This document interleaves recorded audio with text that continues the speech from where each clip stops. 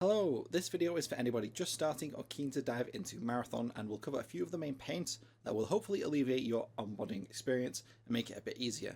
Firstly, before you start looting every box, picking up everything, not knowing what to grab, and just filling your inventory, your main focus will be unstable materials. That's your unstable diodes, biomass, gunmetal, lead, and gel. Primarily diodes and biomass, as these are the bulk of your early faction upgrades.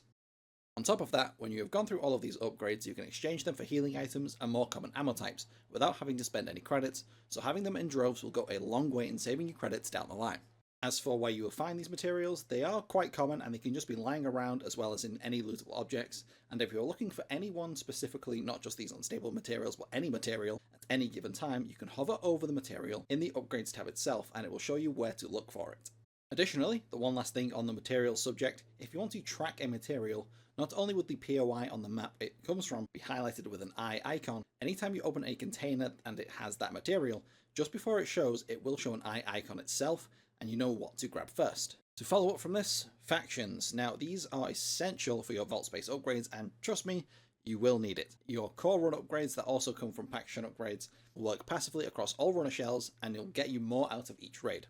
To preface this, your base no upgrade runner will have very low heat capacity, and all of your sprinting, sliding, melee and some abilities are tied to heat capacity as well, so if you overheat, it's a pretty bad time. What you'll want to upgrade first, besides vault space, is heatsink, the first upgrade you get access to at level 1 of SciEx, so get that first, 100%.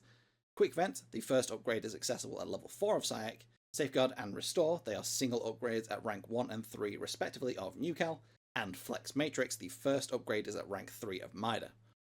These are a night and day difference for general movement compared to how it feels without any upgrades at all, and they're very easily accessible. After this, again, I would highly recommend prioritizing upgrades over purchasable things from the armory, with exceptions to things like meds, backpacks and shields, and I would recommend going through all of your priority contracts first, then your repeatables. Another upgrade of notable mention is Hard Strike in Arachne. This will buff your melee such that 2 heavy swings of your knife will knock green shields easily, and once unlocked, you'll get extra rep by just defeating and losing other runners. It will unlock keystones as you progress, which also passively upgrades the Rook, the Scav runner shell, and believe you me, he gets some good upgrades, just some extra food for thought.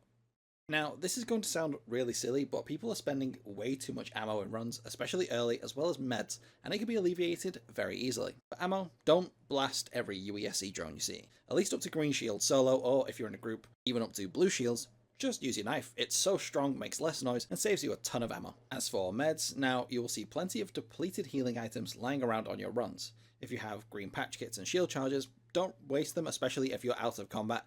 If you have depleted items, use those.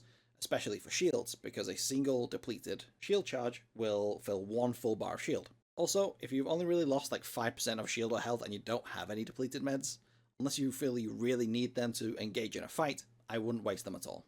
Furthermore, we did recently just get a patch to increase the amount of meds and ammo lootables on perimeter as well, so if you really are in a pickle, load in solo on Void or on Rook, scrounge what you can for meds and ammo, and get out. And I believe that covers the main pain points of Marathon's onboarding for new players, but if you do have any other questions, anything specific, please ask down below in Discord or on stream. I just want to make this easy to understand so that you have a smooth transition into the early game and embrace the chaos of Marathon. Until next time, gamers, bye bye!